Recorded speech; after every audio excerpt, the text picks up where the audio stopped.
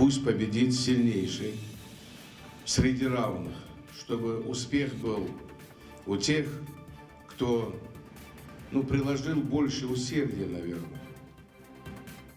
Соревнования для особенных. В Сунже стартовал 6-й национальный чемпионат по профессиональному мастерству среди инвалидов «Обилимпикс». Вообще у вас счетчик есть? У нас счетчика нету. Надо ставить счетчик, поэтому будете меньше потреблять. 33 тысячи – это очень большой долг. Долг платежом красен. Ингуш-регион-водоканал призывает платить по счетам. Рейд по сбору платежей прошел в Малгобекском районе. Право. Равнежу. Прямо. В армию лучше идти с категорией С. Какие преимущества на службе дадут навыки вождения военным транспортом и как проходит обучение курсантов? İngüşeti'ye her geldiğimde de bu mezarlığa gelip dua edeceğim büyük dedelerime. İngüşeti'ye çuvi iç kuttur kuzvi iç ku kaşınış voğur voş say dedeş. Зиртир душа бог. Ингушские турки или турецкие ингуши. Семья Гекташ нашла свои корни в селении Средние Чулуки. История возвращения к истокам в этом выпуске. Пока 30-летние дилетанты вроде меня не могут просто стоять на льду без поддержки, эти ребята решают более серьезные игровые задачи. Защищаются, атакуют и забивают. Что мотивирует юных хоккеистов и как проходит тренировка на ледовой арене Эрзи, покажем кузницу чемпионов.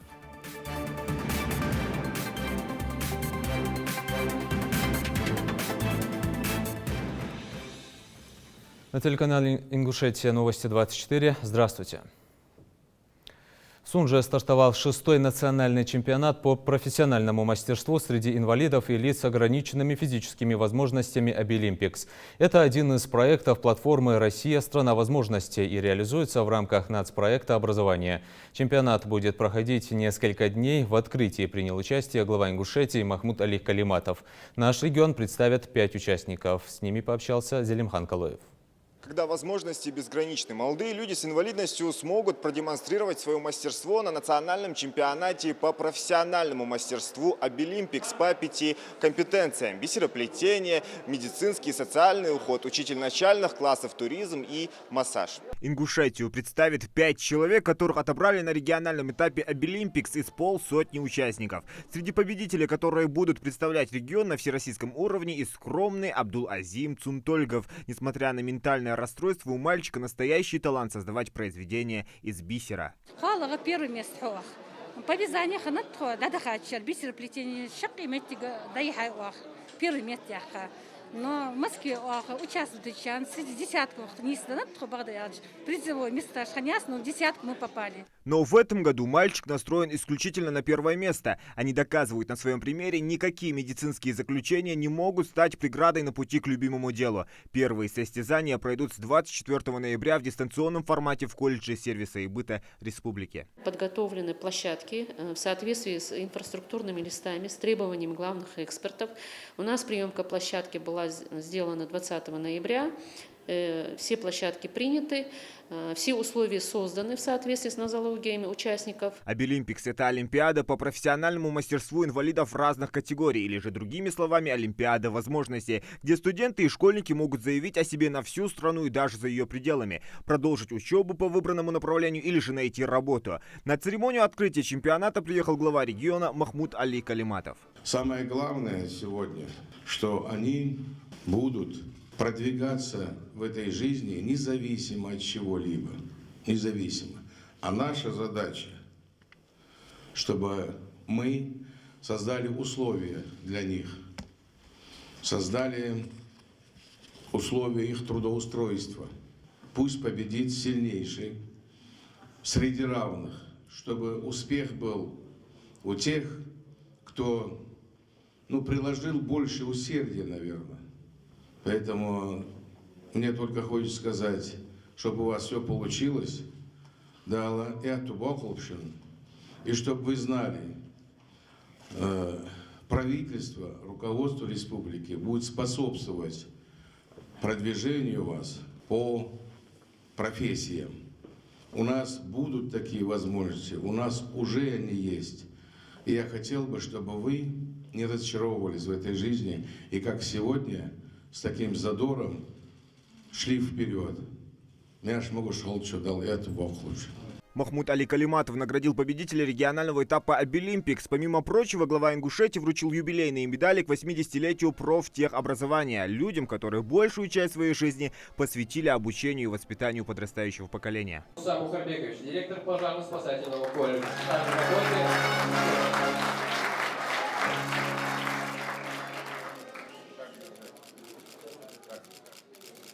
Памятными медалями отметили 10 человек. Среди них и Магомед Цароев, директор Назрановского политехнического колледжа. Более 40 лет он посвятил педагогической работе. Его заслуги с коллегами отметили на высоком уровне. Глава Ингушетии поставил перед директорами СУЗов важную задачу. Надо перепрофилировать учебные заведения на общетехнические, электротехнические специальности, на специальности информационных технологий и так далее.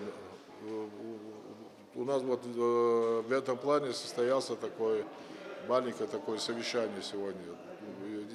Эти задачи уже озвучил глава республики сегодня и подчеркнул, чтобы мы более активно к этому вопросу подключились.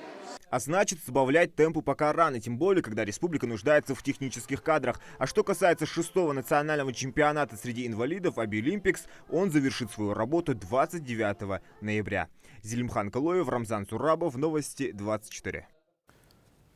В стране за сутки выявили 25 173 случая заболевания коронавирусом. Общее число больных за все время 2 114 502 человека. Выздоровело 1 611 445 человек. В Ингушетии за сутки 74 зараженных человека. Всего подтвержденных случаев заболевания 8922. Выздоровели 7556 человек. 42 пациента в отделении реанимации, 10 из них на ИВЛ.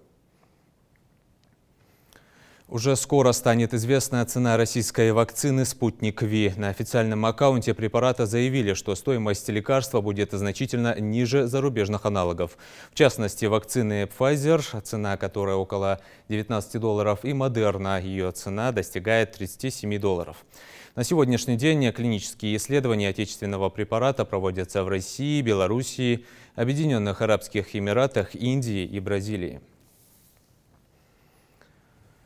В Яндре благоустроили 2 родника, еще 2 на стадии завершения. Село славится водными источниками, которые притягивают жителей региона. Это и место проведения досуга, и возможность насладиться полезной родниковой водой. Работы проводятся в рамках реализации государственной программы «Устойчивое развитие сельских территорий». Что думают о преобразованиях местные жители, узнала Хава Газикова. Родники Яндры – излюбленное место отдыха не только для местных сельчан. Сюда приезжают со всего региона. Бембулата Мальсагова можно назвать старожилом. Он проживает здесь больше полувека. Говорит, что рад наблюдать за тем, как преображается родное село.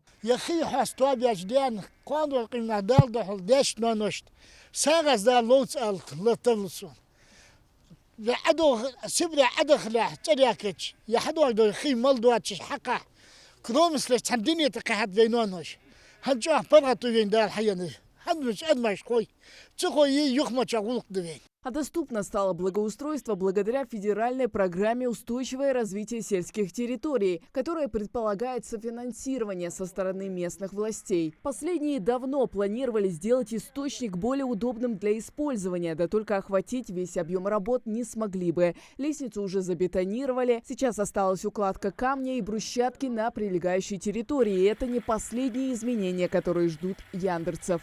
Детская игровая площадка тоже также рядом с... Мы сделаем детскую игровую площадку, оборудование мы уже закупили, территорию отметили. И буквально сегодня-завтра бригада начнет, там фундамент вокруг, там выравнивание вот это место, и там плитку ложить, и устраивать игровые площадки будут. И эта работа тоже недели-две мы закончим полностью. Представить, каким будет родник после завершения работ, вполне реально. Неподалеку уже закончили благоустройство другого источника воды. Установлена крыша в случае непогоды и лавочки для отдыхающих. Всего в Яндере 4 родника, и 2 из них уже приобрели законченный вид, а остальные завершат на днях. После этого камень, который бригада, которая ложит вот этот камень, они будут на другой родник, которые перейдут, и там то же самое. Там бетонные работы уже сделаны, осталось, там мы хотим даже башню, типа как нашу Ингушскую башню, как соорудить, где это родник. Там чуть подольше, но зато мы сделаем его красиво. Благодаря федеральной программе в Яндере появился фельдшерско-акушерский пункт, стадион, обновленный водопровод и газопровод. Также у местной администрации есть и другие планы. Эта мечеть – своеобразная жемчужина сельского поселения, так как находится в самом центре Яндере. Благоустройство прилегающей территории, по словам местной власти, положительно сказалось бы на облик села в целом. Хава Газикова, Магомед Дидигов, Новости 24. Владимир Путин подписал закон об увеличении налога на доходы физических лиц для состоятельных граждан. С 2021 года с ежегодных 5 и больше миллионов рублей они будут платить 15%. Данная мера коснется периодических и активных доходов, связанных непосредственно с трудовой деятельностью, включая зарплату и дивиденды. Закон не распространяется на средства, вырученные с продажи личного имущества и выплаты по договорам страхования и пенсионного обеспечения. Они, как и прежде, будут облагаться по ставке 13%. В среднем на 5% выросли платежи за коммунальные услуги в Ингушетии в этом году. Индексация тарифов ЖКХ коснулась всех регионов страны. Ингуш-регион Водоканал призывает должников платить по счетам. Рейд прошел в НРК. У некоторых жителей задолженности перед компанией составляют десятки тысяч рублей. При этом абоненты приводят свои доводы в оправдание. Их выслушал Михаил Тангиев. Вообще у вас счетчик есть? У нас счетчика нету. Надо ставить счетчик, поэтому будете меньше потреблять. 33 тысячи – это очень большой долг.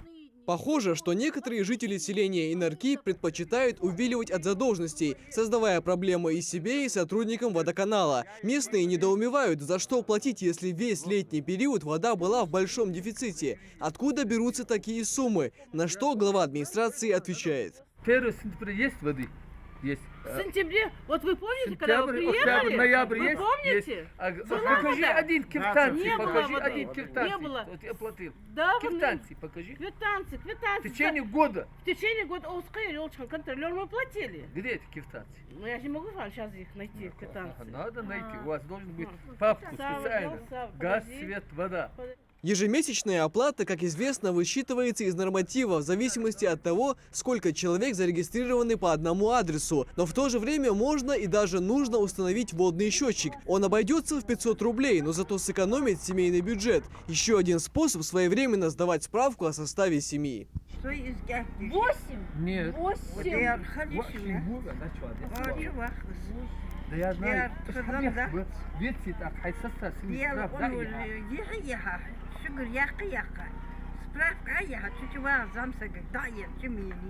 Сентябрь, октябрь, ноябрь, когда вообще.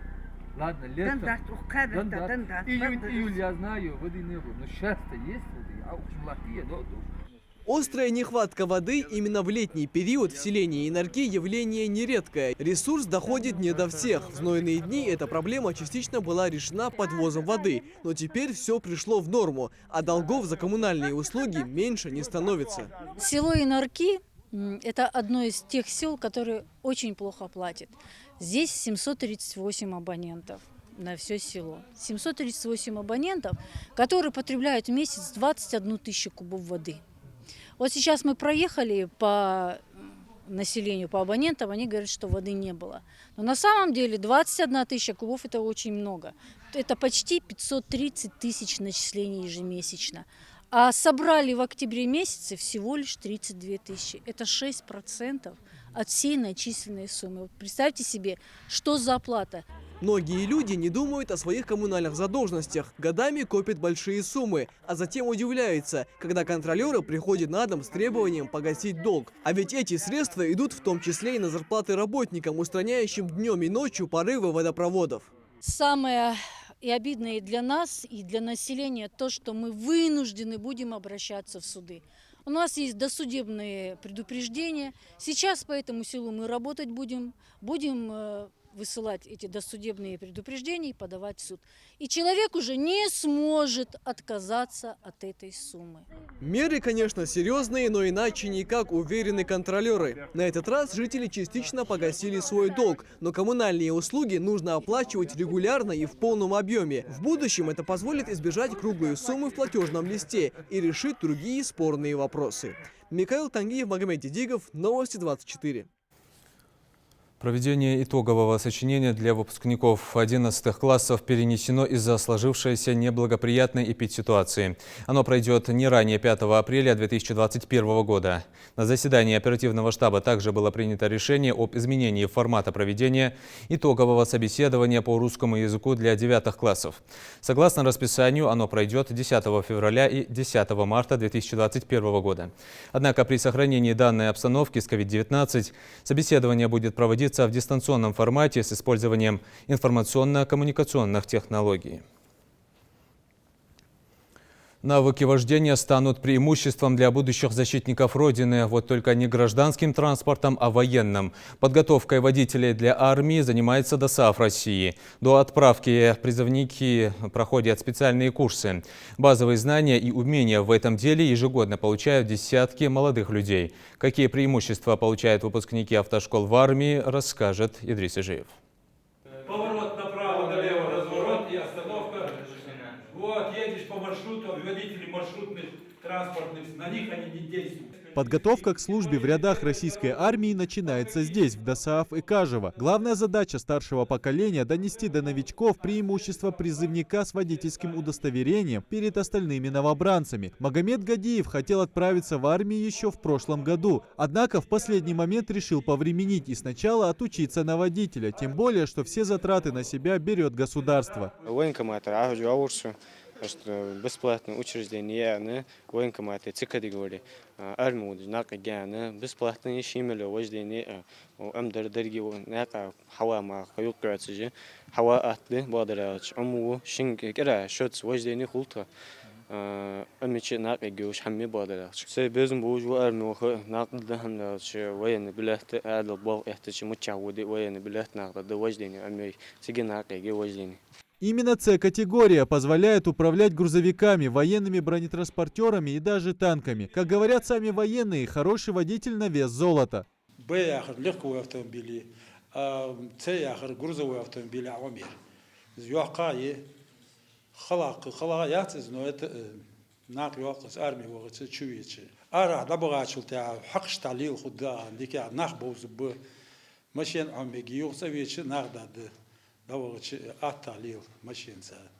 Сегодня на обучение военного водителя заявлено 15 человек. 200 часов и 3,5 месяца курсантов будут обучать вождению. А уже в начале апреля им предстоит служба в рядах российской армии. Каждый из пришедших знает, чего он хочет, и настроен серьезно на обучение в автошколе и прохождение военной службы.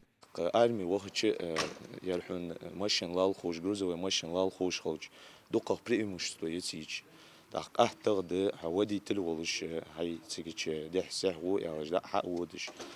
Так, цевок, цик армии получаник авторитет, хамак яздик хубиян хехтсон в машин лал хош хоч. Проваж езж волсаг, шеедеш безм бож волсаг, хусхавин. Ахшталц деш хоч, хахи хож дариги хун абиснак теш хоч.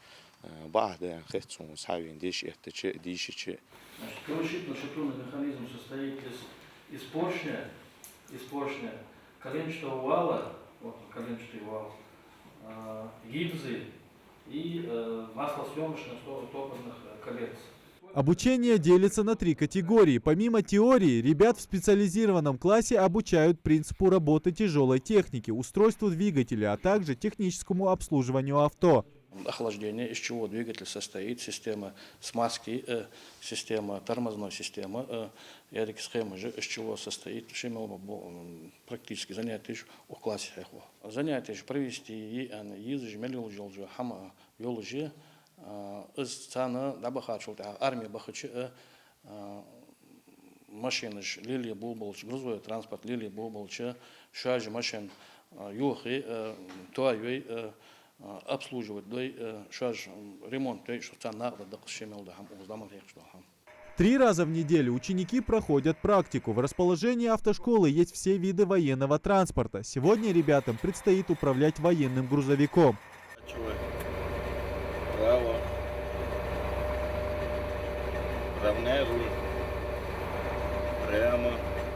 Каждый год в ряды вооруженных сил России наш регион направляет не менее 400 человек. Наличие водительского удостоверения позволяет новобранцу попасть в лучшие части страны. Опыт, полученный здесь, пригодится и вне армии. Ведь если ты обучен вождению больших грузов, то и с остальными автомобилями проблем не будет. Идрис Ижиев, Асхаб Белакиев, Новости 24.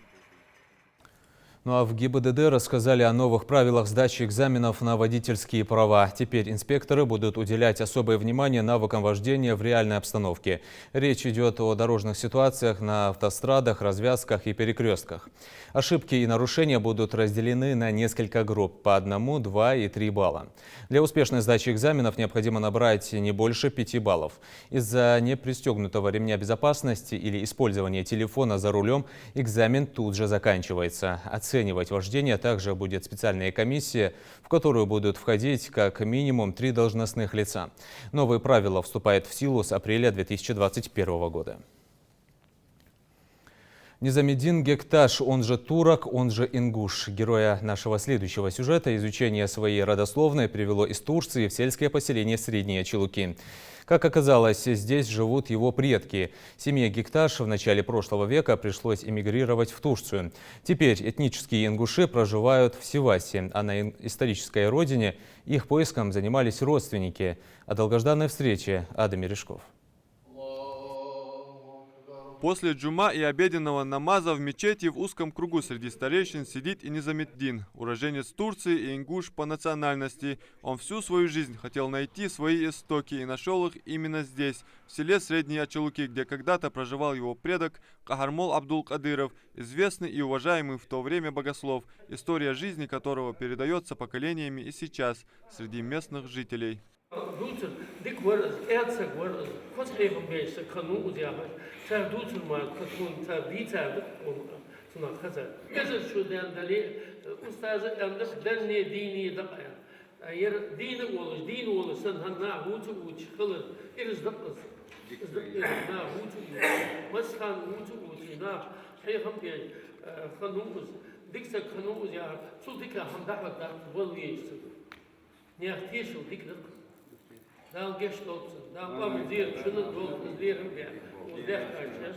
Доподлинно известно, что свою жизнь Кахарма посвятил, проповедуя ислам, из-за чего он подвергался гонениям со стороны царской власти. Для того, чтобы отвести проблемы от себя и членов своей семьи, он даже несколько раз менял свою фамилию. Тогда своего внука Джабраила еще в начале 20-го столетия он посадил на обоз вместе с остальными мухаджирами и отправил в Турцию. Теперь уже его потомок Низамеддин приехал в свой родной край воссоединить разорвавшиеся когда-то родственные связи. В надежде увидеть место захоронения своего предка он посетил и местное кладбище.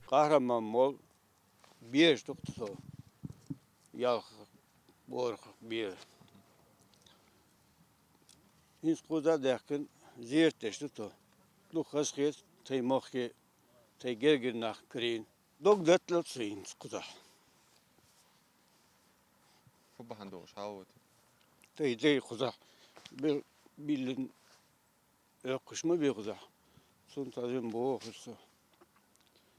Қазақ ет, оқ ет, әш дүниеде бәл дейін. Ама кіренді қысқ ет сон. Тейдейніш қызақ бей. От нахлынувших чувств Низамеддин, сказав еще лишь несколько слов, уходит от камеры, в то время как его сын Шамиль эмоций не скрывает. На своем родном языке он пока не разговаривает. Переводить на ингушский вызвалась мама. Köyde gökteki ayı seyrederdim. Hiç tanımadığım, bilmediğim akrabalarım da şu anda ona bakıyordur diye içimden geçirirdim. Şimdi onları buldum, dedemin mezarına bu kadar yaklaştım, çok mutluyum. Cim oluş işte arkal vişin sigil hücür şabbatti. Sıgınır akrabanıydı. Gergirnak كنا حوجش خير بق أولي ويلخ دوغ آخر شيء هنس üç كرين دو خس خيتشين ساي ديدي كش كرين خس خيتشين بخ İla bir daha ilişkisini kesmeyecekmiş desene. قطر دايسا آخر وشا قزر كوك دابو قرباتشا تيجا غور وقزا غور وشا بخ İngüşeti'ye her geldiğimde de bu mezarlığa gelip dua edeceğim büyük dedelerime. İngüş yetti ya çuvi iç قطر قزوي iç ku kaşın şkvoğur boş say dede зир тир душа бог. Как выяснилось, пока Низамеддин искал своих родственников, последние же тоже времени зря не теряли. Тамара Гойгова в поисках, можно сказать, двоюродных братьев и сестер исколесила пол Турции и нашла их в городе Сивас, тем самым выполнив предсмертное желание своей тети. А ереш табях кареш тхамама и веши ви идизу, веши ви идизу, правно кужну кужби ереш табях кареш. Ханду летом баргиш табох, штхошил, дух бош, где-то 200 сакхатых и гвоздь хажай. Да, мама веши хабят, дух бош чё. Семья Гагиевых с трепетом встречает уже родных людей, быстро накрывают стол, соблюдая все ингушские традиции гостеприимства. Сюрия Гекташ показывает домашний видеоархив.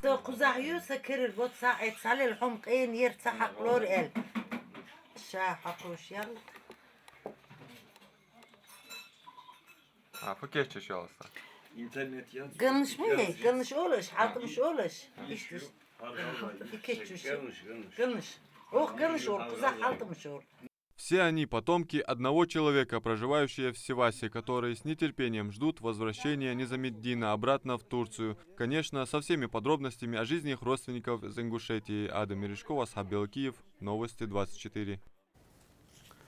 Владимир Путин подписал закон о предоставлении отсрочки от призыва гражданам, являющимся опекуном или попечителем несовершеннолетнего родного брата или сестры. В настоящее время такая норма распространена на граждан, имеющих детей до 16 лет. Принятый закон расширяет ее действие и на тех, кто имеет на иждивении и воспитывает без матери одного и более ребенка в возрасте до 16 лет.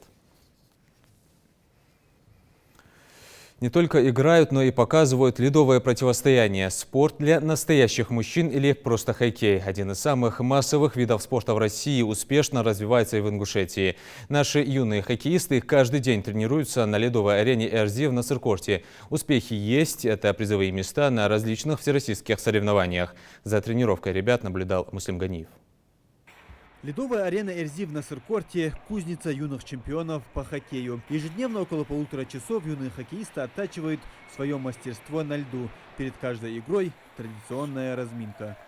Пока 30-летние дилетанты вроде меня не могут просто стоять на льду без поддержки, эти ребята решают более серьезные игровые задачи. Они уже уверенно стоят и катаются, на очереди отработка ударов и работа в паре. Средний возраст юных хоккеистов около 10 лет. Есть среди них и ребята помоложе. Самому младшему Махти Мамилову и вовсе 5. Камеры этот чемпион боится больше, чем жесткой игры на льду. И при виде ее идет на попятную.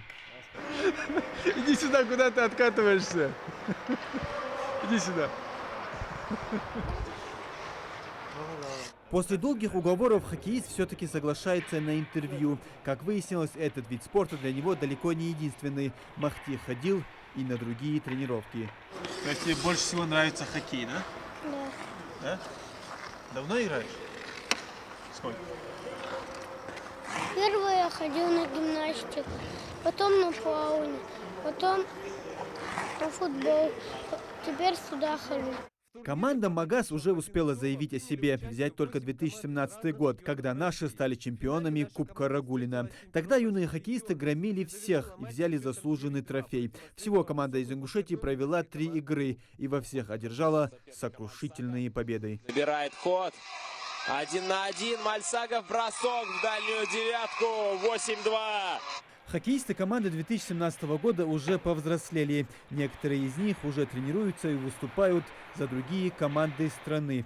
Другие же и вовсе ушли из спорта. Сейчас тренеры набрали новых ребят и учат уже их мастерству на льду. В данный момент, так как у нас была пандемия с коронавирусом, дети много пропустили, у нас идет опять так же самое, подготовительное. Над катанием, владение шайбой, игровые моменты отрабатывать. Сейчас в данный момент дети у нас разминаются.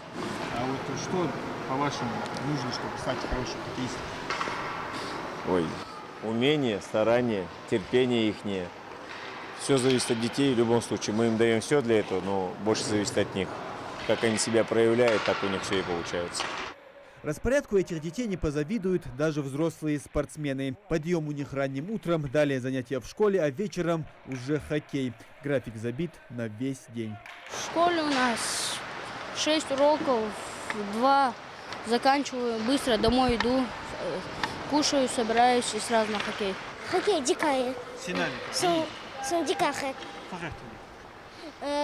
Хоккейс и гоучеркис.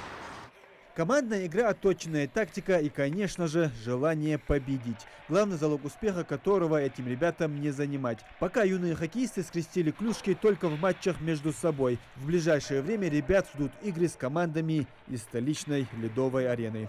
Муслим Ганиев, Магомед Белакиев, Новости 24. На этом наш выпуск завершен. Оставайтесь на канале Ингушетия.